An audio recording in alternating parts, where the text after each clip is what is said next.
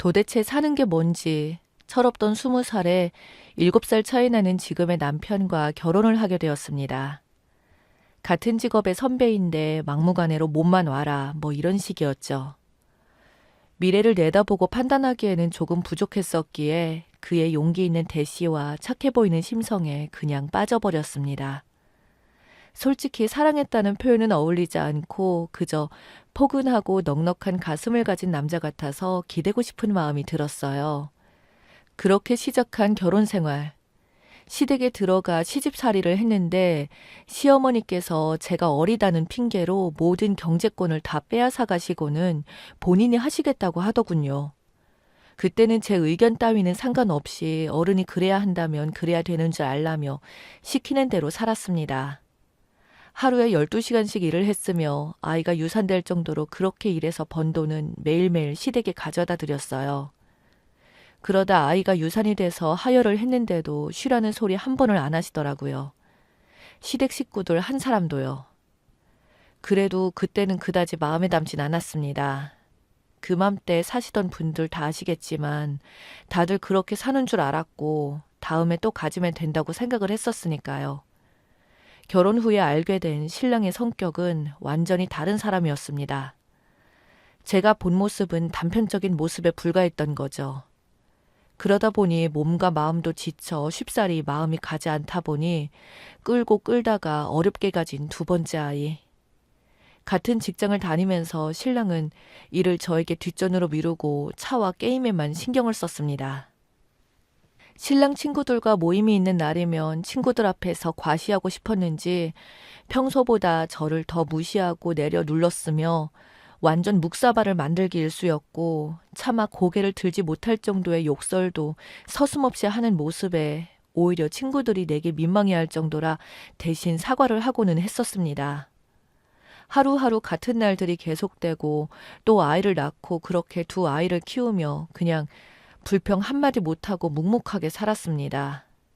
결혼 전에 들어본 적 없는 신랑의 거친 말들, 생전에 들어본 적 없었던 욕들, 신랑에게 속았다는 생각이 들었어요. 그저 말대꾸 안 하고 그지 같은 성격을 다 받아주니까 그 모습을 본 시댁은 어땠을까요? 다른 시댁 식구들조차도 신랑의 그런 모습을 말리기는커녕 똑같이 저에게 그리 대하더군요. 가슴에 못 박히는 말들만 계속 해왔습니다. 그래도 어려서부터 어렵게 살아온 저는 잘 참아냈습니다. 반대하던 결혼이라 차마 그 모습을 친정 언니들이 알까봐 한 번도 내색을 할 수 없었고 어린 나이였지만 잘 견뎠어요. 그런데 그렇게 버티다 보니 어느 날 제게도 작은 희망이 생기더군요. 어떠한 계기로 분별을 할 수 있을 상황이 생겼습니다. 얼마나 기쁘고 행복하던지 적어도 시댁 식구들 핍박 속에서만큼은 벗어날 수 있겠다 싶어서 행복했습니다. 내 몸 힘들고 고생스러운 것은 다 상관없었지만 참기 힘든 건 저를 무시하고 주워 담아도 못할 만한 험한 욕들, 그 말들을 더 이상은 듣지 않아도 되겠구나 하는 마음에 단칸방이라도 저는 정말 행복했습니다. 남편이 나이 들었음에도 불구하고 그렇게 돈을 가져다 바쳤음에도 불구하고 10원 한 푼 받지 못하고 나와 단칸방에서 새로운 시작을 했습니다. 지금 기억한 건데 그 단칸방에서의 기억이 내가 이 사람이랑 결혼해서 가장 행복했던 순간이었던 것 같습니다. 어머님이 제게 그러시더군요. 그래, 네 고생 좀 해봐라. 니들이 나를 떠나서 잘 살 수 있나 내가 지켜보마. 하시며 악담을 퍼부었습니다. 참고로 현재 결혼 11년 차인데 어머님 환갑도 안 되셨어요. 정정하신 만큼 기도 세고 말도 험하고 막무가내이신 분이죠. 그렇게 시작한 새 보금자리에서 같이 살았습니다. 경제권도 내가 가지게 되었고 작지만 내 보금자리도 생기고 너무나 꿈만 같았어요. 진짜 볼을 꼬집어 보기도 했습니다. 남들에게는 당연하고 평범한 그 생활이 나에게는 꿈 같은 행복이었습니다. 정말 열심히 노력해서 분가한 지 2년 만에 작은 아파트도 마련했어요. 물론 그동안 우리 신랑은 차만 새로 바꾸었었죠. 그것까지 아끼며 살았다면 그럴싸한 아파트도 가능했겠지만 저는 어떻게든 시댁에 인정받고 싶었고 시모의 말이 틀렸음을 증명하고 싶었어요. 그저 당당히 당신 없어도 잘 산다 말할 수 있는 날이 오기만을 기다렸습니다. 아무런 대가도 어떠한 도움도 필요 없이 그저 보란 듯이 성공을 했다고요. 하지만 신랑은 도움을 주지 않더군요. 차를 바꾸고 싶어하는 신랑을 말리는 날이면 언제나 그랬듯이 심한 욕설과 함께 그날부터 사람 취급도 안 합니다. 그때는 내가 신랑이랑 나이 차도 워낙 많이 나고 어리고 하니 신랑이 어려워서 당연히 이겨낼 수가 없었죠. 그 사람은 너무나 힘들게 쌓아올린 제 노력을 고작 자신의 욕심 때문에 다 무너지게 만들었습니다. 난 밑에서 일하는 거 도저히 못하겠다며 하던 일을 그만두고 다른 것을 해보겠다며 있는 거 없는 거 다 팔아서 빚내서 일을 벌리더니 결국은 말아먹고 빚은 그대로 남게 되었어요. 그래도 그때까지는 신랑을 단 한 번도 원망한 적이 없습니다. 내가 이렇게 힘든데 당사자인 그는 얼마나 힘이 들까 속상할까.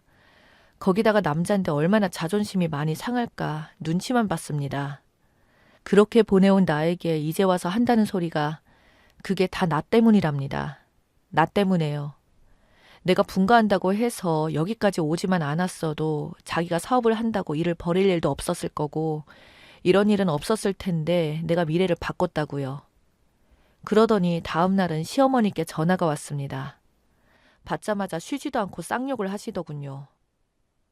집안에 여자 하나 잘못 들이면 집안이 망한다더니 거 봐라. 내가 나 없이 잘 살 수 있더냐? 돈 관리도 내가 안 하면 잘할 수 있다더니 꼴이 이게 뭐냐? 너가 뭔데 내 아들 데리고 나가서 그 고생을 하게 만드는 거냐? 저는 한마디도 할 수가 없었습니다. 그렇게 20분 동안 욕이란 욕은 다 퍼붓더니 그제야 속이 좀 풀리셨나 봐요. 그냥 확 끊어버리시더군요. 저는 숨조차 쉴 수가 없었습니다. 호흡이 가빠왔어요. 지금까지 남편을 믿고 따라왔는데 그 더러운 소리를 들어가며 하고 싶은 말 못해가면서 쌓아올린 내공들은 오히려 당신 아들이 무너뜨렸는데 다 내 잘못이라니요. 너무 억울했습니다. 저는 다 잃지도 그다지 힘겹게 생각을 안 하려고 했어요. 다시 노력하면 되니까. 우리 한번 이겨낸 적이 있으니까 꿋꿋하게 다시 살다 보면 좋은 날이 올 테니까 오히려 신랑에게 위로의 말을 건네면서 토닥여준 건 저였습니다. 그런데 왜 탓해야 할 일이 생기면 다 제 탓인 건가요? 저도 사람이고 똑같이 힘듭니다. 저도 견디기 힘들었고 위로도 받고 싶고 화가 난다고 말도 하고 싶은데 그랬는데 말 한마디라도 진심이 아니어도 좋으니까 빈말이어도 그냥 힘들겠다 해주시면 안 되나요? 누구에게 뭐 하나 바란 적도 없고 받은 적도 없이 온전히 제 힘으로만 그렇게 노력하고 애쓰면서 살아왔는데 그 대가가 겨우 이런 것인가요? 그대로 전화기를 바닥에 떨어뜨린 채 1시간을 울었습니다. 엉엉 크게 소리를 냈어요. 홀로 계신 아버지가 돌아가셨을 때도 그 어떤 수모를 당하고 욕을 들었을 때도 이렇게 서럽게 울진 않았습니다. 아버지가 돌아가신 후에 시댁은 날 더더욱 무시하고 막말을 퍼부었으니까요. 그렇게 아무리 힘들고 괴로워도 11년간 입술을 꾹 깨물며 참아왔는데 11년간 참고 참았던 눈물이 쏟아져 나오기 시작했어요. 그렇게 한참을 울고 나서 정신을 차려보니 정신이 나간 사람처럼 멍해져서 앉아있는 제 자신이 보이더군요. 다 포기하고 싶었습니다. 더 이상은 노력하기도 싫고 더 참기도 싫어졌습니다. 나는 이 집에서 그냥 일하고 돈 벌고 신데렐라 같은 며느리일 뿐이었나 봅니다. 꿈 한 번 펼쳐보지도 못하고 시작한 결혼 생활 허무하게 이렇게 되어버렸네요. 그렇게 한참을 울고 있는데 들어온 남편이 결혼하고 처음으로 제가 우는 것을 보게 되었습니다. 그런데 왜 우냐고 위로의 말 한마디 안 하고 방으로 들어가 버리더군요. 그 사이 아들에게 전화를 하셨겠죠. 늘 그랬듯이 그냥 뛰쳐나가고 싶은 심정으로 밖에서 헤매고 돌아다녔습니다. 한참을 마음을 가다듬고 돌아와서 그동안 참아왔던 가슴의 응어리를 풀기 시작했어요. 이혼할 생각으로요. 제가 먼저 시어머니께 전화를 걸어 11년간 단 한 번도 하지 않았던 말대답을 하기 시작했습니다. 30년 가까이 키우신 당신 아들 그 성격 감당도 못 하셔놓고서 이제 와서 내가 잘못 들어와서 당신 아들 고집 꺾어지게 만들었냐고요? 내가요? 어머니 그동안 벙어리처럼 한마디도 안 했더니 제가 바보인 줄 알았나 본데요. 꾹 누르고 참고 이해하려고 이혼 안 하려고 참았을 뿐이지 누굴 호구로 알고 계시나요? 어머니께 쌓인 감정을 터트리면 이혼을 해야 할 것 같아서 이렇게도 참아왔는데 어머니, 아버지 팔이 안으로 굽는다고 해도 나한테 그러시면 안 되죠. 입은 바로 말해야죠. 시아버지 바람이 났을 때 중내 만에 말끝마다 쌍소리로 시작해서 쌍소리로 끝나는 그런 어머니 밑에서 내 자식들 키울 수가 없었고요. 그래서 집을 나간 겁니다. 돈을 잘 벌기를 해, 똑똑하기를 해. 처자식은 하나도 생각을 안 하는 남편 같지도 않은 남편 덕에 잘난 거 개뿔 하나 없는 서방님까지 내가 떠받들며 살아주니까 되게 뭐 잘난 자식인 줄 착각을 하시나 본데요. 키는 난장이 똥자루만 하고 살은 뒤룩뒤룩 찌고 성격은 나빠서 뭐 가족을 잘 챙기기를 하나 아니면 자기 혼자 처자식 먹여 살릴 만큼 성실하게 일을 하나. 뭐 인물은 잘났나요? 당신 닮았는데 인물이 좋겠어요? 저요. 이 사람 착할 것 같아서 결혼했어요. 근데 그것도 아니더만요. 살면서 매일이 지옥불에 떨어진 것처럼 힘들었고 고통스러웠어요. 언젠가 내가 노력하면 달라지겠지 하는 기대 하나로 참고 왔어요. 근데요, 이제는 안 할 겁니다. 더 이상은 안 할 겁니다. 당신의 귀한 자식 데려가세요. 저도 더 이상 이렇게 무식한 집안에서 단 하루도 살기 싫습니다. 그동안 나 고생하면서 살아온 것은 그냥 인생 공부 멋들어지게 했다 생각하고 있어 줄 테니까 2번 다시 나에게 연락하지 말라고 해주십시오. 하고 끊었습니다. 신랑에게는 내가 서류 준비하는 대로 연락을 할 테니 당신이 그렇게 그리워하던 당신 엄마 집에 가서 기다리라고 며칠 후에 서류를 다 준비해놓고 불렀습니다. 도장만 찍으면 된다고요. 근데 하는 말이 앞으로 달라질 테니 단 한 번이라도 좋으니까 제발 기회를 달라고 합니다. 당신의 이야기를 듣고 그간의 일을 생각해봤다며 그동안 내가 얼마나 개차반으로 살았는지 알겠다고 합니다. 당신이 그간 벌어다 준 돈 내가 다시 찾아오겠다며 엄마가 당신에게 뭐라고 못하게 내가 다 막아주겠다. 각서도 모든 원하는 걸 다 쓰겠다. 우리 부모님 재산까지 가져왔다. 이미 동의를 다 받았다. 만약 우리가 다시 이혼을 하게 되면 그때는 부모님 재산까지 다 당신에게 줄 수 있으니 그렇게 하겠다. 그러니 제발 한 번만 더 기회를 달라고 합니다. 당신네 부모님의 집이라고 해봐야 허름한 주택.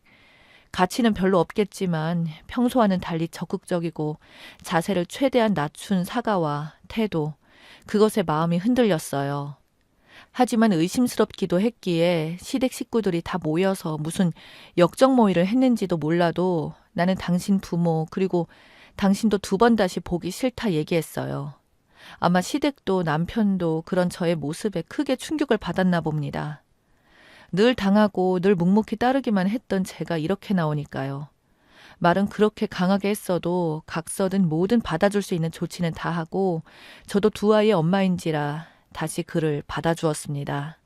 남편의 그 결심 또한 쉬운 일이 아니었다는 걸 알기에 모든 걸 다 던지면서까지 처음으로 가족을 지키려는 그를 보았기에 바보 같지만 또 용서를 하며 받아주게 되었어요.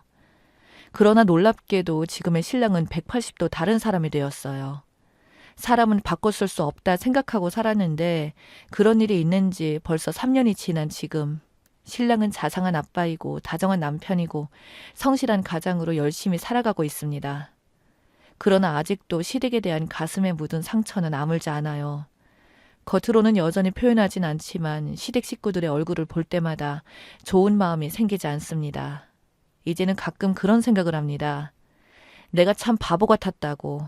진작에 할 말도 하고 참지도 말고 때로는 울기도 하며 살아갈 것을. 왜 그 많은 아픔과 눈물을 참고만 살았었는지요. 모든 것을 잃었지만 그래도 성실하고 자상한 남편으로 거듭난 것이 그저 고맙기만 합니다. 그거면 되었습니다. 저는 오늘 하루 조금이라도 달라진 남편의 모습에 안도하며 고마워하며 하루를 살아가고 있습니다.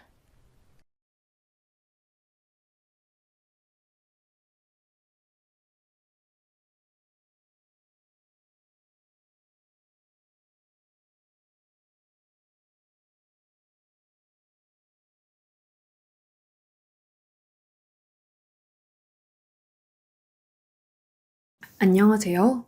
부모와 자식의 관계란 참 알다가도 모를 것 같습니다. 이미 부모님을 다 안다고 생각했고, 다른 가정에서 일어나는 일들을 보며 간접적으로 학습하는 것도 있는데 말이에요. 나이 든 부모님의 변화를 볼 때마다 저 역시 나이를 먹어가며 묘한 기분이 드는데 이별을 준비하는 건 참 쉽지 않더군요. 그런 과정 속에서 아주 축출난 일을 겪게 되었습니다. 제 이야기를 들어보시고 부족한 저에게 조금이라도 팁을 주시면 감사하겠습니다. 저는 결혼하고 얼마 안 되어 어머니를 모시고 살게 되었어요. 이제 막 신혼의 꿈을 안고 살게 되었을 아내에게 참 미안하기도 했습니다. 제가 그 시대치고 좀 늦은 나이에 결혼을 하기도 했지만 당시 아버지가 사고로 돌아가시고 혼자 남으신 어머니를 그냥 둘 수 없었거든요.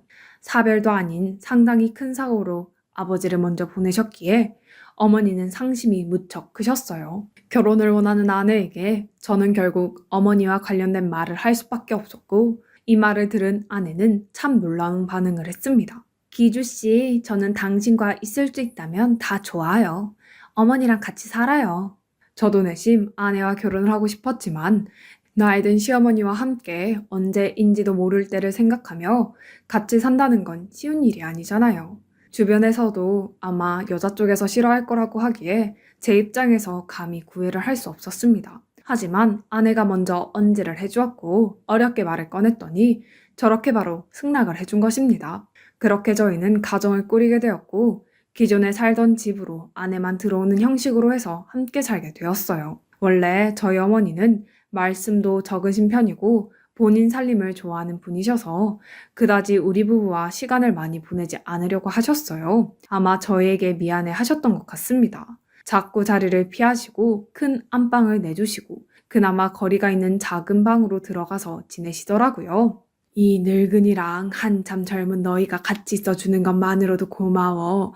내 신경은 안 써도 된다. 어머니는 그냥 한 집에 혼자 있지 않게 된 것만으로도 만족해 하시는 것 같았어요. 아내에게 이래라 저래라 거의 말도 섞지 않으셨고 매번 식사도 본인이 차리시고 아내는 곁에 오지도 못하게 하셨습니다. 그래서 그런지 아내는 매일 저에게 이렇게 말하더군요. 오히려 어머니가 불편하신 게 아닐까 걱정이에요. 가끔 저한테 맡기셔도 되는데. 그 정도로 어머님은 아내가 살림에 손도 못 대게 하셨고 우리 부부가 각자의 시간을 보내게 해주셨습니다. 집에 있는 아내에게 동네 아줌마들이랑 만남도 가지고 놀러 다니라고 하셨지요. 그러는 사이 아이가 태어났고 딸 아이를 키우는 내내 바쁜 아내는 중간에 직장을 가지게 되었어요.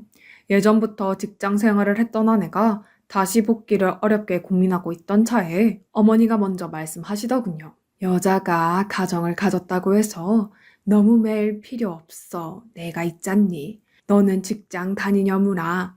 내가 애 봐줄 테니까 걱정하지 마라. 저도 약간 감사하기도 하고 죄송하기도 했는데 아내는 이 말이 더 다르게 느껴졌나 봅니다. 사실 우리 친정 엄마께도 여쭤봤는데 여자가 어디 애도 안 키우고 밖으로 놔둘 생각을 하냐고 하시는 거 있죠. 어머니가 저보고 이렇게 일하라고 말씀해 주셔서 너무 감사하네요. 그러면서 무척 고마워하는 거 아니겠어요? 그렇게 어머니는 돌이 지난 딸아이를 계속 업고 먹이면서 우리 부부가 출근한 사이 아이를 봐주셨고 밤이 되면 돈 버는 너네들 힘들다며 본인이 데리고 주무셨어요. 잠깐 아이가 열이 나서 아파도 낮에 데리고 소아과 가는 건 어머니셨고 정말 지극정성으로 아이를 봐주셨어요. 딸아이도 친할머니에 대한 애정이 보통이 아니었고요. 아내나 저나 직장에서 어느 정도 궤도에 올랐고 그렇게 20여 년간 열심히 살아가고 있었습니다. 그러나 누구나 이런 일상을 산다고 생각하던 중 갑자기 그 그림에 누가 돌을 던져버리듯 뭔가가 망가지는 듯한 징후가 나타나게 되었습니다. 매번 당연하게 우리 곁에 계셔주시던 어머니가 언젠가부터 조금씩 달라지기 시작한 것이었어요. 그날은 어머니가 두 정거장 정도 차이가 나는 친구분 집에 다녀오시기로 한 날이었어요. 딸아이는 역 근처 독서실에서 공부를 하던 날이었는데요. 공부를 다 마치고 나오는 길 역 입구에서 웬 할머니가 바닥에 주저앉아 있는 것을 보게 되었다고 합니다. 왠지 낯이 익어서 가까이서 들여다보니 그게 자기 할머니였다는 거예요. 할머니, 여기서 뭐해요? 그러자 어머니가 힘없이 올려다보며 답했다는데 그 말을 듣고 너무나 큰 혼란이 왔다고 합니다. 영지야, 여기 어디냐? 아, 무섭다. 아. 딸아이가 너무 놀라서 그대로 어머니를 일으켜 집으로 왔다고 했고, 전화로 이 일을 듣게 된 저와 아내는 너무나 당황스러웠습니다. 어머니는 딸아이가 어릴 때부터 이 동네 주변은 다 꿰고 계셨고, 대신 아이를 봐주시느라 여기저기 유모차로 지하철로 안 다녀보신 곳이 없어요. 그런 어머니가 집에서 몇 분 거리도 안 되는 지하철역 앞에 앉아서 길을 헤매고 계셨다니 생각지도 못했던 불길한 예감이 밀려왔습니다. 주변에서 이런 케이스를 못 본 것도 아니었지만 저나 아내나 선뜻 혹시 치매라면 어떡하나 하는 말조차 꺼내지 못하고 서로의 눈치만 보고 있던 차에 딸아이가 말을 꺼냈어요. 엄마, 아빠, 할머니 치매예요? 오늘 진짜 좀 심각했어. 만약 내가 못 봤으면 할머니 거기 계속 있었을 거 아니야. 이 사건이 있기 얼마 전 동네 부근에서 치매에 걸린 아버님이 길을 횡단하다가 큰 사고를 겪은 적이 있었기에 저는 딸아이의 말을 듣는 순간 갑작스런 두려움이 밀려왔습니다. 너무나 황당할 정도로 갑자기 닥친 이 일에 진정을 하지 못하다가 이럴수록 이성적으로 그리고 빠르게 대처해야겠다는 생각이 들더군요. 가장 빠른 스케줄로 센터에 검사 예약을 했습니다. 이런 일을 겪은 어머니가 얼마나 놀라셨을까 싶어 말을 꺼냈는데 어머니는 그 당시 일을 기억하지 못하시는 것이었어요. 무슨 일이야? 내가 왜 검사를 받아야 하니? 그냥 어렴풋이 딸아이와 같이 온 것만 기억하시고 왜 그렇게 오게 되었는지도 정확하게 기억을 못하시더군요. 상황을 일일이 설명하기도 괴로웠지만 어렵게 설득을 해서 검사날 모시고 가게 되었습니다. 그리고 결과는 저는 날 몇 번이나 기도를 했음에도 불구하고 바람을 냉정하게 거절당하고 치매라는 판정을 받게 되었습니다. 또한 현재 상태의 어머니는 누군가 전담해서 붙어 있어야만 했는데요. 그 절망스러운 상황에 아내와 제가 결정할 수 있는 것은 많지 않았어요. 딸아이는 학생이고 저나 아내 둘 중에 한 사람은 그만두던지 간병인을 둬야 했어요. 현실적으로 우리 부부 둘 다 그만두기 어려운 상황이었고 간병인을 알아볼 생각에 일순간 머리가 복잡했습니다. 그런데 아내가 저를 부르더니 이런 말을 하는 게 아니겠어요? 여보, 제가 어머니 돌볼게요. 뭐? 회사는 어떻게 하고? 당신 일에 자부심 있었잖아. 그리고 아내의 말은 정말 제 가슴을 쓰라리게 했습니다. 어머니가 우리 영지 자라는 동안 저 대신 돌봐주셨잖아요. 어머니 덕에 다닌 직장이니 이제 저도 어머니를 위해서 내려놓는 게 맞는 것 같아요. 너무나 큰 결심을 한 아내의 모습을 보고 이렇다 저렇다 말을 할 수 없었어요. 그러나 아내는 다음날 바로 행동에 옮기더군요. 이런 말도 안 되는 어려운 결정을 내린 아내에게 미안하기도 하고 몇 번이나 간병인을 써야 했나 후회스럽던 중 아내는 어머니와 시간을 계속 보내고 있었어요. 퇴근한 저에게 오늘 어머니가 어떻게 지냈는지 등등 이야기를 해주고 중간중간 사진도 보내주며 정성스럽게 모시니 안심이 되었지만 어머니 상태는 이상하게 안 좋은 쪽으로 가속도가 붙은 듯 날이 갈수록 안 좋은 징후들이 선명하게 보였습니다. 음식을 몇 번이나 씹다가 그냥 뱉어버리시고 공연히 심술을 부리시는 모습을 간간히 보게 되었어요. 갈수록 이상 행동들을 보이기 시작했고 받아들이기 힘든 모습으로 변해가셨습니다. 뭔가를 잊어버리는 것은 오히려 가벼운 정도였고 그렇게 조용하시고 스케줄대로 사시던 분이 더없이 날카로워지시고 짜증을 계속 내시더군요. 제가 있을 때도 두드러지게 보여졌는데 아내가 있을 때에는 더 힘들 것 같아서 조심스럽게 물어봤습니다. 여보, 어머니 당신이랑 있을 때도 저러시지? 아, 그게 어머니도 좀 힘들긴 하실 거예요. 아내의 어두운 표정을 보니 왠지 더 하실 것 같다는 생각이 들어서 무척 불안했습니다. 어쩌다가 우리 어머니가 이렇게 된 걸까? 아들인 저도 당황스러운데 며느리인 아내는 솔직히 더 견디기 힘들어 보였어요. 처음에 진단을 받았을 때보다 갈수록 심해지는 증상을 보면서 그때마다 서글프고 비참해지며 어머니께 죄송한 마음을 감출 수가 없었습니다. 그리고 아내는 나날이 살이 빠져갔고 얼굴이 어두워지는 것을 보니 결정을 해야겠더군요. 제가 돌보는 게 가장 속 편하지만 이 집에서 경제활동을 하는 사람은 저밖에 없으니 모든 게 다 엉망이 될 것 같고 머리가 너무나 아팠습니다. 결국 힘겹게 말을 꺼냈습니다. 여보, 우리 어머니 요양원에 모시자. 네? 여보, 갑자기 그게 무슨 말이에요? 우리보다 어머니 더 잘 봐줄 수 있는 곳에 보내드리자. 어머니를 편하게 해드리는 게 좋을 것 같아. 당신도 너무 힘들잖아. 당신과 어머니 모두에게 너무 미안해. 어머니는 당시 밤낮으로 주무시지 않으며 계속 중얼중얼 거리시며 방문을 여닫기도 하시고 아내를 불러 밥을 달라고 소리 지르기도 하시고 딸아이에게도 평소 같지 않게 자꾸 화를 내시고 물건을 집어 던지셨습니다. 솔직히 이렇게 상황이 빠르게 악화되었다면 얼른 전문적인 치료를 받는 게 낫다는 주변의 경고도 있었는데 제 욕심에 그러질 못하고 있던 것이었어요. 하지만 돌아온 아내의 생각은 저를 더욱 힘들게 했는데요. 안 돼요, 여보. 어머니 저렇게 되신 지 얼마나 되었다고. 그리고 내가 아직 준비가 안 됐어요.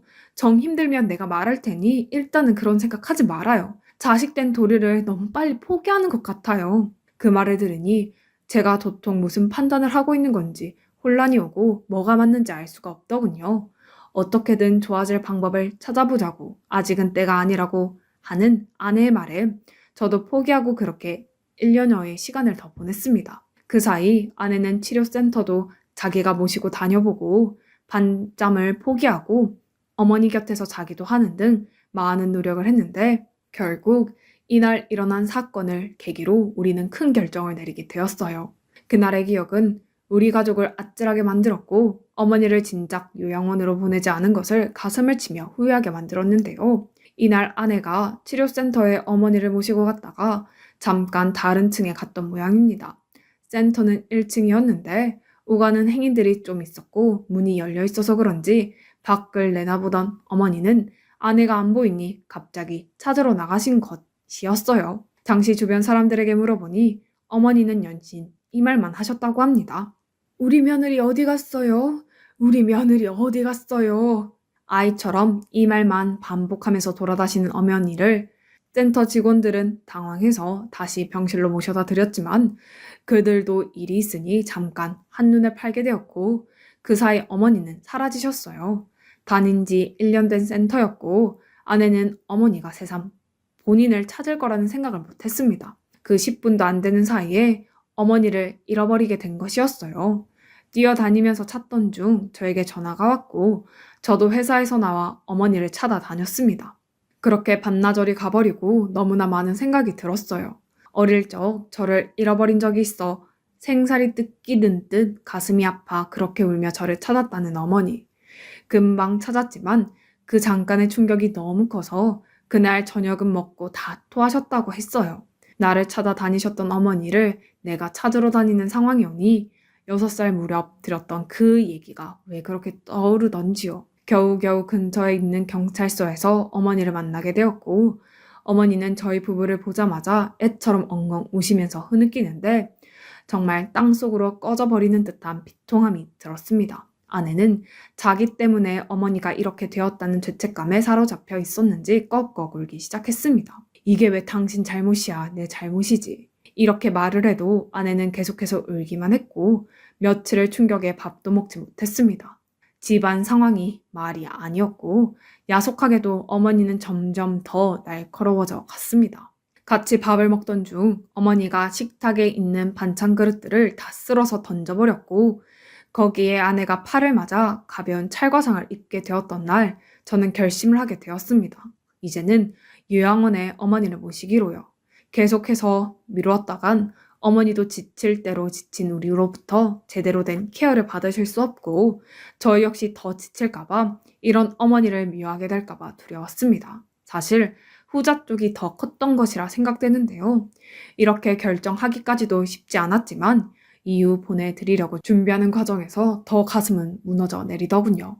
막상 어머니를 보내야 한다고 하니 왜 그렇게 눈물이 나는지 집에서는 더더욱 가족들에게 티낼 수 없었고 회사에서 홀로 화장실에 가서 꾸역꾸역 울었습니다.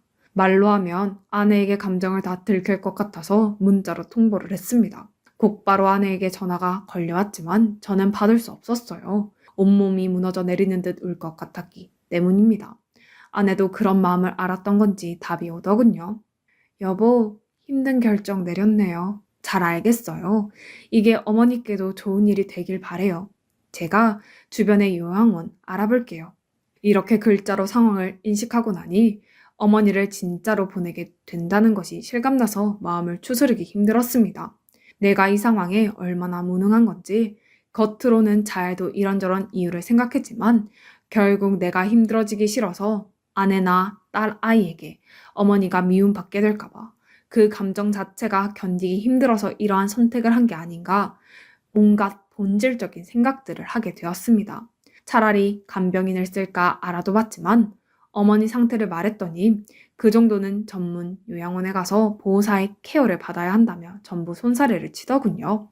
최근에 소리를 지르시기도 하고 듣도 보다 못한 욕설을 하시는 상황이라서 여러모로 조건이 나빴습니다. 점점 주민들의 항의도 있고 밤마다 큰 소리로 몇 시간을 우시는 모습을 보니 이건 어머니한테도 못할 짓인 것 같기도 했습니다. 차라리 비슷한 분들이 계시고 제대로 봐줄 수 있는 환경에 가셔서 케어를 받으시는 게 맞겠구나 하고 이성적으로 생각했지만 왜 제 머릿속에는 어린 날 저를 품고 어르고 달래주셨던 모습들이 자꾸 맴도는 걸까요?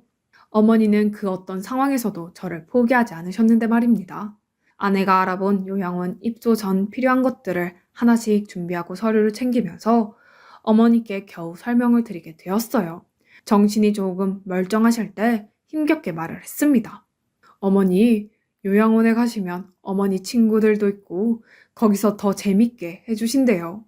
이런저런 설명을 하고 있는데 치매에 걸린 뒤 감정 기복이 심하게 오가면서 어린애처럼 격하게 짜증내시던 어머니가 요양원이라는 단어의 의미를 제대로 받아들이신 건지 어떤 건지 말이 없으셨습니다.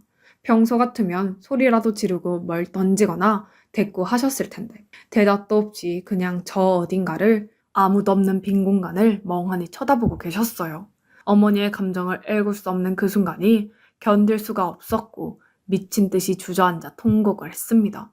주변에 비슷한 상황에 있는 친구들에게 물어보니 아마도 의미를 알아들으셨을 거라고 하는데 그게 정말 제 가슴을 후벼 파더군요. 결국 그렇게 시간은 빠르게 지나가면서 어느덧 요양원에 입소하는 날이 되었습니다.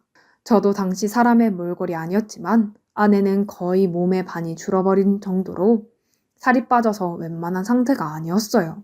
그 몇 년 사이 우리 집 풍경은 너무나도 변해버렸고 딸아이도 모든 상황을 듣긴 했으나 당일이 되니 못 견디겠던지 엉엉 울면서 우리를 따라왔습니다. 운전하는 내내 뒷좌석에 있는 어머니를 보니 평소처럼 딸아이와 대화를 하고 계셨고 딸은 눈물을 참고 할머니에게 이런저런 말들을 하며 계속 손을 꽉 잡고 쓰다듬더군요. 그렇게 우리는 도착하게 되었고 몇 번 사진으로 건물을 보긴 했지만 주차하고 걸어 들어가는 동안 아주 낯선 마음으로 한 발 한 발 내딛게 되었습니다.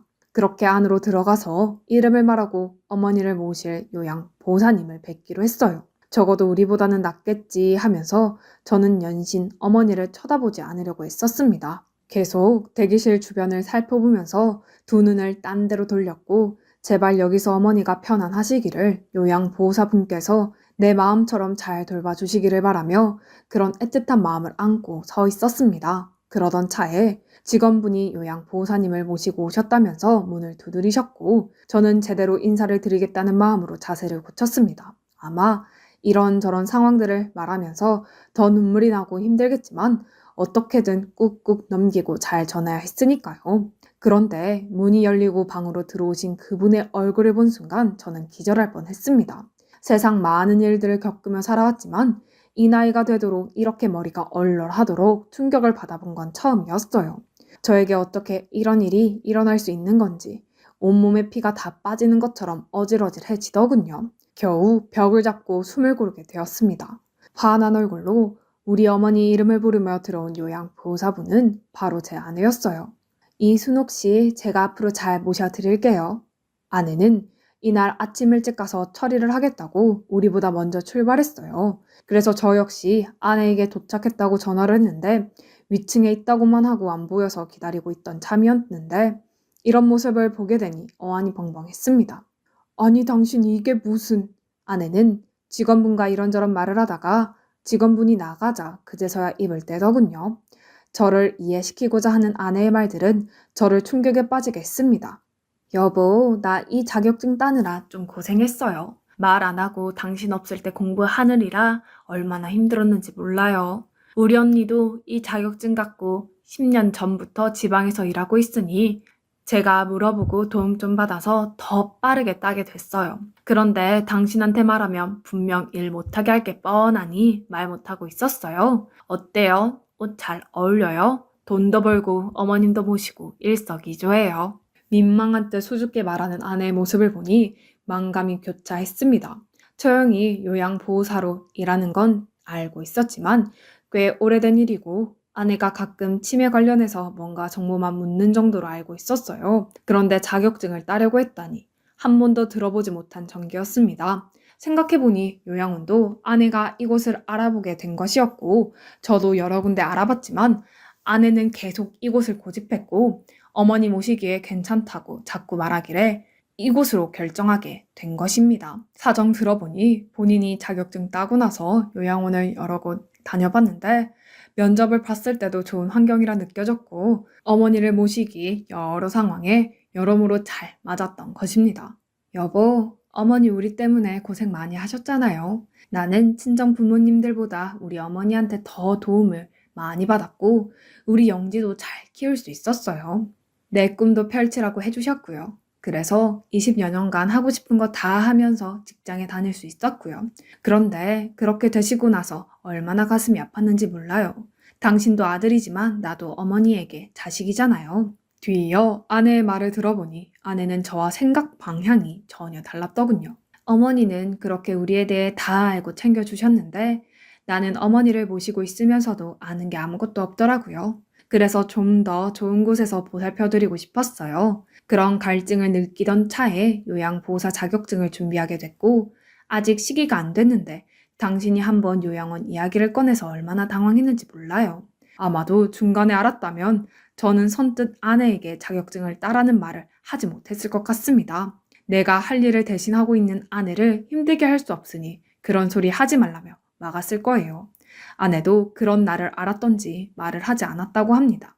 여기는 우리 집에서 차로 금방 올 수 있는 거리고 나도 하루 근무하고 이틀 쉬거나 낮 근무 출퇴근 가능하잖아요. 내 눈으로 직접 어머니 보고 모실 수 있어서 너무 안심이에요.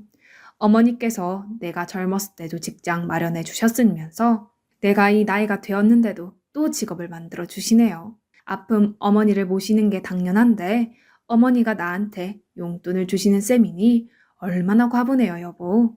말 한마디 할머니가 얼마나 제 가슴을 울리고 찢어지게 하는지 하나밖에 없는 자식인 내가 해야 했던 일을 이렇게 기쁘게 스스로 나서겠다는 아내의 모습을 보고 나란 인간이 뭐라고 아내가 이렇게 희생을 하는 건지 정말 종 잡을 수 없었습니다. 매번 어머니의 상황을 보고해주고 가끔 출퇴근길 따라가서 근황을 보기도 하고 남이 아닌 아내가 어머니를 그곳에서 모셔주는 덕에 저는 너무나 마음이 편안하고 다들 저에게 무슨 복이 있어서 그런 아내를 만났냐고 합니다.